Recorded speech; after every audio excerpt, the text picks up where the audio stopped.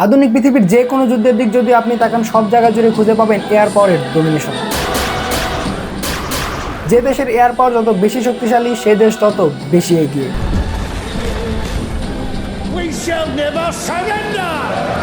যে তালিকায় বাংলাদেশের একটি এয়ারফোর্স রয়েছে।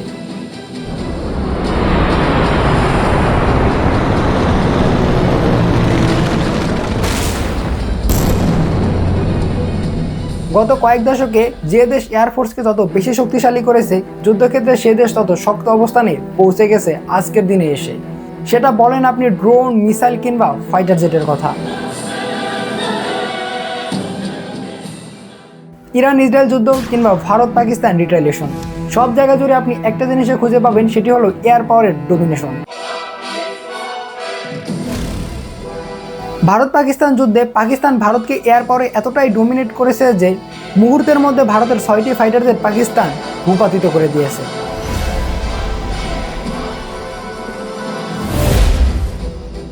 বর্তমান এই সময়ে এসে এয়ার পাওয়ারের যুদ্ধ শুধু ডগ ফাইটেই সীমাবদ্ধ নেই, যেখানে একসাথে কাজ করে fighter jet, electric warfare system, early warning system, data linking কিংবা ডেটা প্রসেসিংয়ের মতো অত্যাধুনিক সব প্রযুক্তি।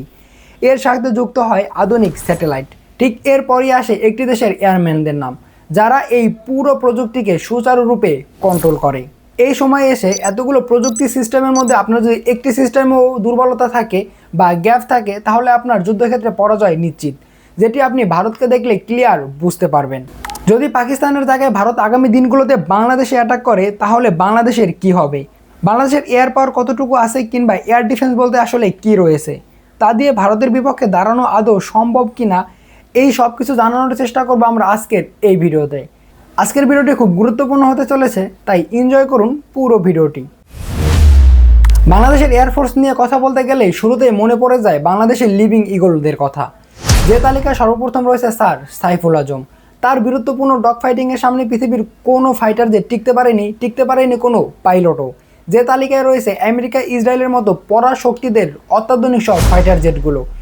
শুধুমাত্র আরব ইসরায়েল যুদ্ধে স্যার সাইফুল আজম একাই ডমিনেট করে গেছে পুরো আরবের আকাশ জুড়ে, যার কথা শুনলে ইসরায়েল আজ পর্যন্ত নড়ে চড়ে বসে তাদের এয়ারফোর্সও। এরপরেই রয়েছে বীরশ্রেষ্ঠ মতিউর রহমানের নাম।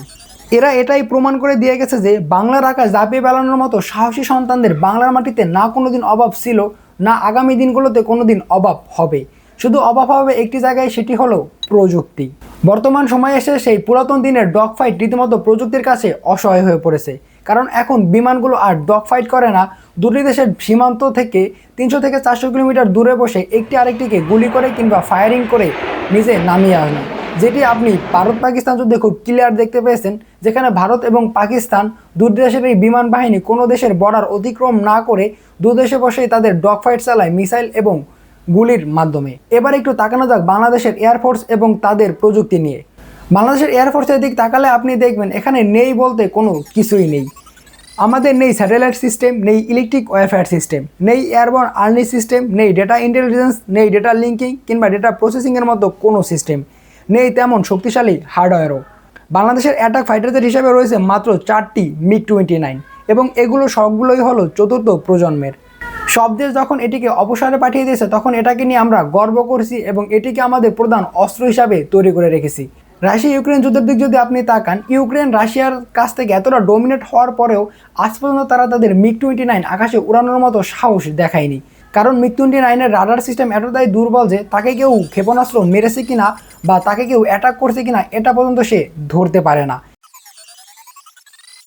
বাংলাদেশ এয়ারফোর্সের অ্যাটাক হেলিকপ্টার তালিকায় নেই একটি অ্যাটাক হেলিকপ্টারও, যেখানে অন্যান্য দেশের FFC-4 থেকে শুরু করে ভয়ঙ্কর সব অ্যাটাক হেলিকপ্টার রয়েছে, যা দিয়ে তারা যুদ্ধক্ষেত্রে রীতিমতো ডমিনেট করে যায়, সেখানে বাংলার আকাশ জুড়ে একটি অ্যাটাক হেলিকপ্টারও নেই। কিছু রয়েছে পুরাতন আমলের হেলিকপ্টারগুলো, যেগুলো আসলে পরিবহন ছাড়া অন্য কোনো কাজে আপনি ব্যবহারই করতে পারবেন না। এটি ফ্লাই করার আগে ক্ষেপণাস্ত্র এসে এটিকে ধ্বংস করে দিবে। বাংলাদেশের এয়ারফোর্সের মিসাইলের তালিকায় নেই বড় ধরনের কোনো মিসাইল, যেটি দিয়ে বাংলাদেশ থেকে অন্য কোনো দেশে অ্যাটাক করা সম্ভব। বাংলাদেশে রয়েছে শর্ট রেঞ্জের কিছু মিসাইল, যেটি দিয়ে আপনি ঢাকা থেকে মারলে সেটি চট্টগ্রাম পর্যন্ত পার হবে না, কারণ এটির ব্যাস মাত্র 120 কিলোমিটার।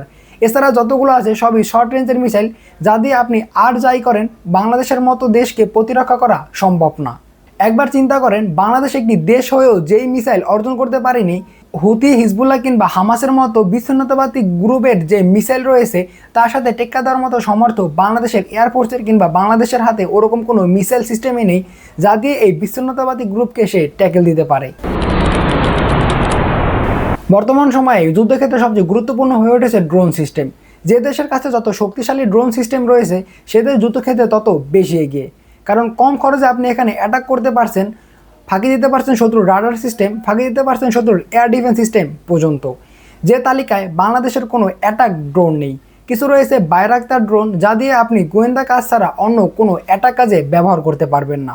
কিন্তু বর্তমান পৃথিবীতে এসে ড্রোন সিস্টেম এতটাই উন্নত হয়েছে যে যেখানে ইউক্রেন তাদের হাতে বানানো ড্রোন দিয়ে রাশিয়ার বোমারু বিমান পর্যন্ত ধ্বংস করে দিয়েছে, যেটা রাশিয়ার এয়ার ডিফেন্স সিস্টেম ধরতে পারছে না, সেই ড্রোনের দিকে বাংলাদেশের সত্যিকার অর্থে কোনো নজর নেই।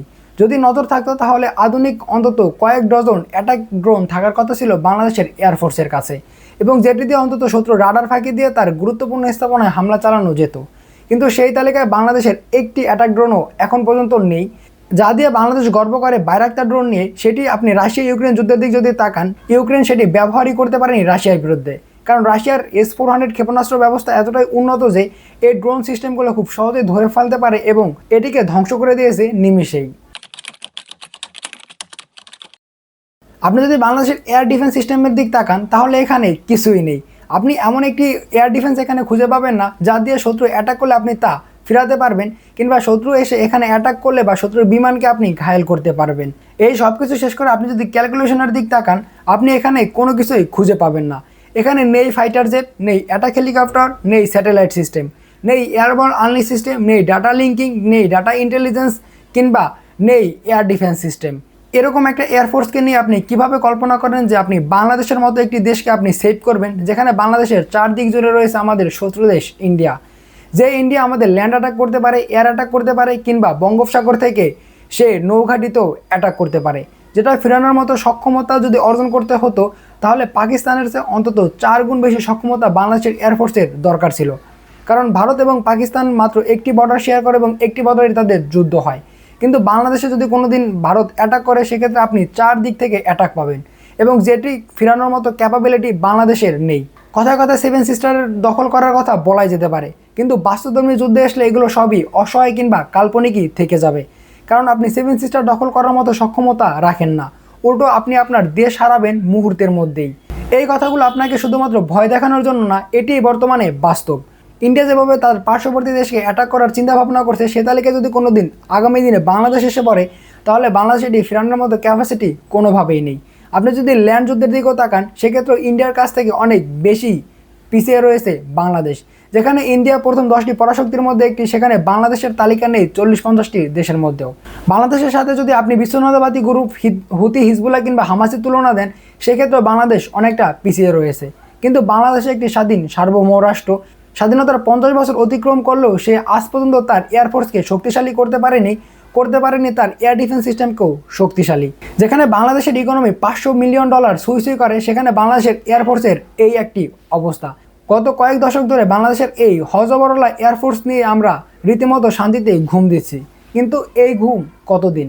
এই ঘোর যদি বাংলাদেশ সরকার কাটিয়ে না উঠতে পারে, বা বাংলাদেশ সরকার আগামী দিনগুলোতে এয়ারফোর্সের এই ইকুইপমেন্টের দিকে যদি নজর না দেয়, তাহলে বাংলাদেশের খুব ভয়াবহ দুর্যোগ অপেক্ষা করছে, এবং যেটি গাজার মতো পরিণতি হতে পারে।